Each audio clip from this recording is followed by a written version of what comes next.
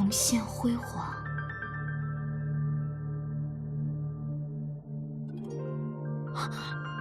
你是那颗果子？这什么共生法术？我们真的不能离得太远吗？ Hello folks, this is Alan. Welcome to my channel. Let's play video games and level up your English with my learning session. Hang on, your English doesn't sound perfect. What makes you say to level up English with you? Well, as you can tell, I'm not a native English speaker, and I'm pretty much a freshman in producing videos on YouTube. Precisely, I only have 4 videos, and you're actually watching the 4th one. The reason why I'm presenting this new video series in English to you is I'm going to talk about a terrific Chinese video game, Sword and Fairy 7. As some of you may be aware, it was recently released on PlayStation on August 4th.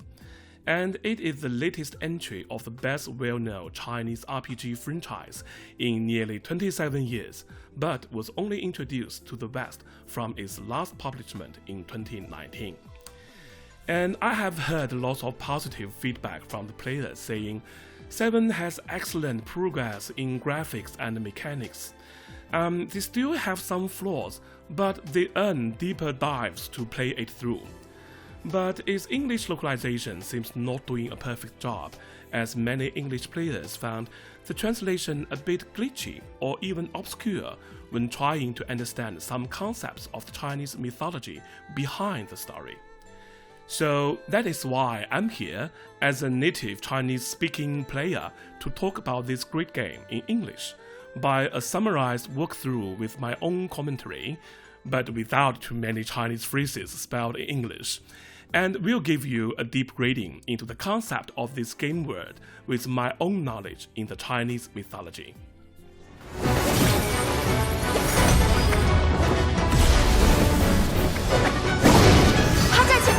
天魔女，还不快快伏法！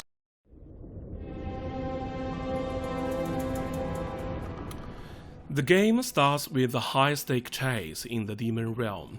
The deity general Xiu Wu is running from a group of demon Grudas after his secret mission to assassinate the demon lady chief Kui Yu, who is identified as a big threat by the heaven broke down. Xiu Wu's exquisite battle techniques got him rid of the chasers, but he still had no match for the dominator of demons, Chonglou, who is guarding the exit out of the demon realm. Xiu Wu is left with no other options, but has to open a portal with his given divine weapon, Chunzi sword, to transport away. The characters living in the world of Sword and Fairy series come from 3 clans in 6 realms: human, deity, and demon. Human, the general earthlings like you and me, live ordinary lives for generations, while never giving up the efforts in escalating their own powers to the level of deity, or even become a deity, who live an immortal life and possess superpower. And for those who are not capable, but still persisted of doing so, they were hunted, devoured, and at last join those corrupted and fallen deities from heaven to turn into demons. The first sense you see in the demon realm is called Yao Bo, one of the 9 spiritual springs that connected to one another. The springs are the life source of all creatures in the 6th realm, and thus become the very reason human, deity, and demon dictators never got bored of taking shares of these master energy generators for all creatures. And just like the real world we live in, every obsession with power and authority sets off wars. Having lost ground to Chonglou, Xiu Wu also lost his weapon Chunzi sword to his demon big shot component, which is a personal belonging to his boss and the holy relic from heaven. Yeah, right, boss and heaven. And definitely Xiu Wu would not get away with this failure when reporting back, because this sword is not insured. And why give such an important thing to one man to complete a task that seems a mission unreasonable at the very beginning? And what is happening next is even more unreasonable. With this holy weapon he just put his hand on, Chonglou opens a portal for Xiu Wu, who is about to fall into the hell magma, to drop in.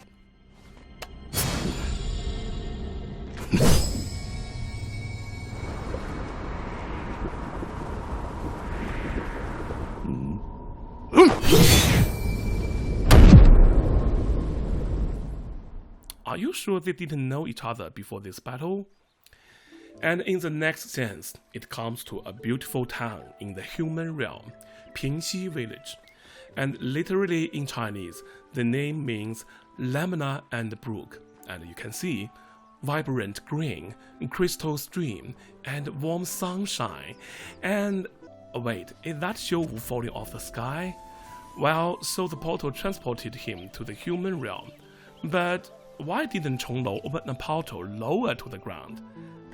And before we get any clue of where Xiu Wu is landing, it must be heard anyway.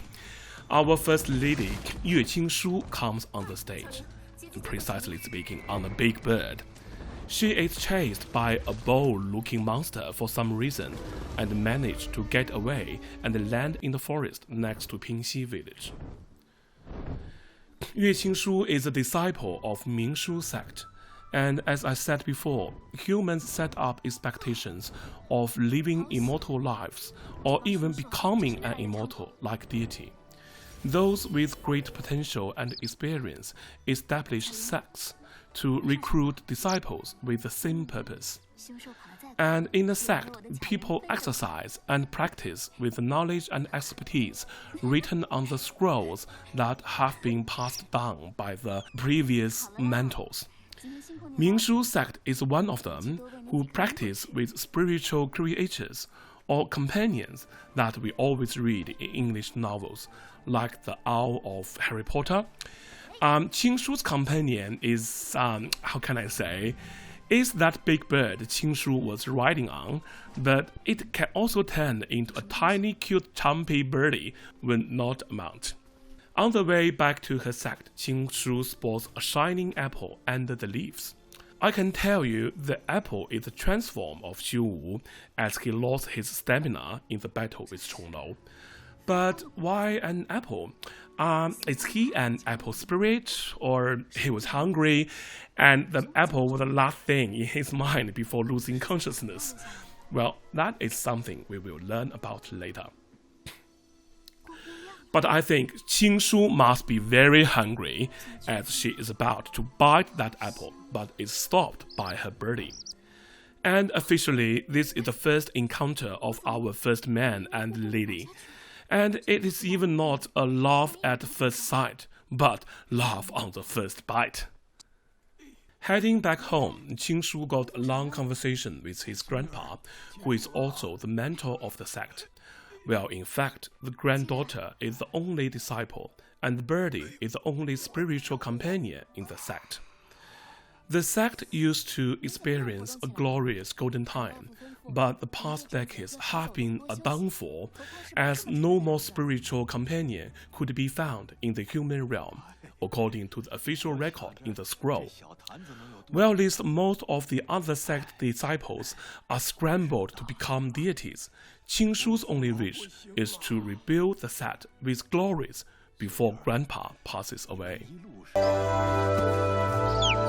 巧玲，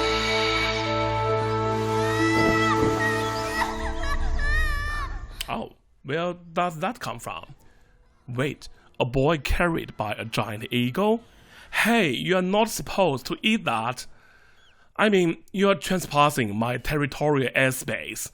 Operation Shooting Down.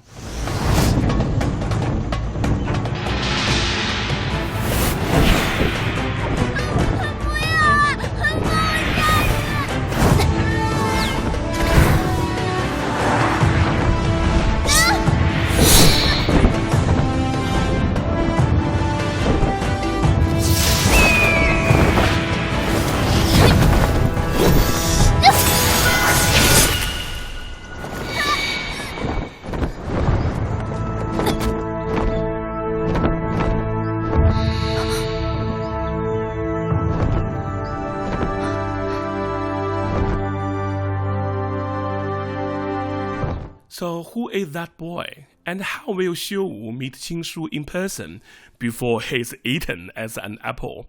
Subscribe, stay tuned, and I'm getting you to the next chapter.